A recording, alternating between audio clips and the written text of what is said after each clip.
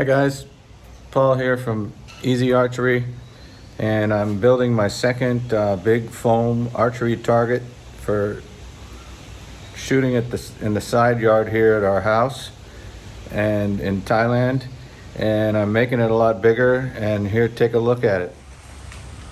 So this foam block is the same manufacturer of my 80 centimeter one that we used out at the farm, propped up against the hay bales, and except for this time I got 1 meter square, so it's a heck of a lot bigger.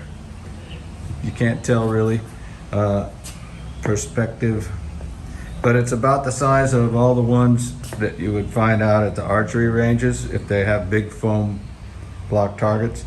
1 meter square and still the same 25 centimeters thick. And what I'm going to do is mount a frame around it so that I can have it surrounded by plywood and not hit my water tank if I miss, or if some new student misses at 20. We got 20 to 25 yards and closer 10 yards that I can shoot here on the side yard of the house.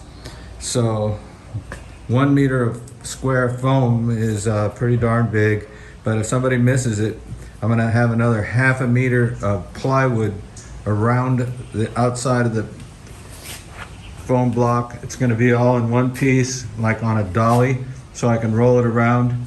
And so here are all the pieces that I cut. And it's ready to go. Now I'm just getting to the point where I'm gonna assemble it. So it's a frame, and then there's going to be plywood panels that go around it. So right now these are like 2x4s, but they're metric sizes, and I'm going to glue them to the target. I've got straps, and then I'm going to frame around it, and you'll see how it develops. Alrighty, so I have my 1 meter square foam block laying on a flat tile patio, nice and flat, and I've got my framing pieces starting to go on there, and I've got my two sides that are 2 meters long. So those are going to be vertical framing members, and I positioned it. I've got them on blocks about 3 inches high, and what I want is I want about 1/3 of the foam block in front of that framing member, and about 2/3 of it, which is the top part, hanging more out for the center of gravity to keep the target would want to lean back, and later on you'll see why. But there should be about a full inch now or more sticking out of my plywood face once it's all done. So now there's construction adhesive between that framing member and the foam block. I applied the construction glue. So, and then I have these straps pulled really tight so that it's squeezing the foam left and right to keep the foam block from falling out of the frame when we're horsing around with it and shooting arrows and pulling them out. And if I have to, I can put some pins or dowels through this frame member straight into the side of the foam block, but I don't think I'm going to have to.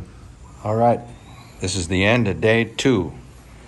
The first day I just cut up all these pieces, including plywood pieces over here, and got them all ready, and then the foam block showed up today, and I started framing around it.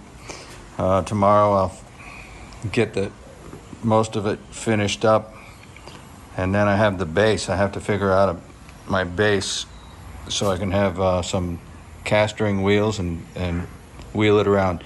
The basic plan is the foam block is 1 meter square, and the outside framing is going to be covered with plywood, so if any arrows miss, they won't fly through the yard and hit the wall or stuff in the back of the yard. So the framing, the outside of the framing is 2 meters square. So we've got a 2 meter square target, basically 1 meter of foam, and then the rest is like a backboard just to catch the arrow if we miss. I just had to use, I didn't have a chop saw, so I used a $20 skill saw that I got online, and I cut pretty square cuts, not too bad. And to fill the gaps in, I completely covered the end of the 2x4s, which are really 3 centimeters by 9 centimeters. Works out to be about 4 inches by an inch and a quarter. So basically, I caulked heavily with construction adhesive in between these joints before I screwed them to, keep them waterproof and make them stronger. And then I just used 2 screws on the end, and basically made sure there was no air gaps in between them. It's all filled with construction glue, wood glue. And so you can see 2 screws on the end of each stud board. Now, I made it so it's squeezing that foam block. That foam block weighs about 52 pounds. And I squeezed it in there with cinch straps before I glued it and screwed it.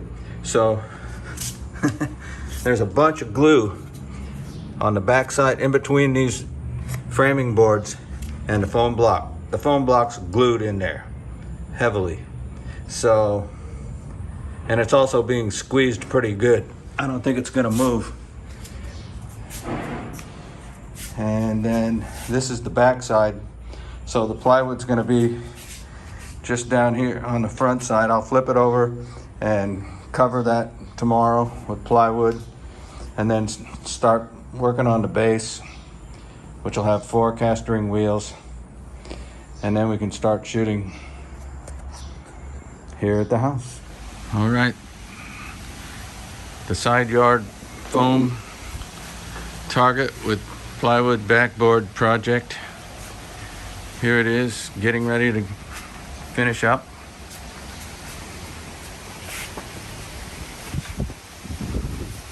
I'm about to put the plywood sheeting on the front side, and then bolt it right to the wall and to the patio floor, and maybe 1 brace, and paint it white.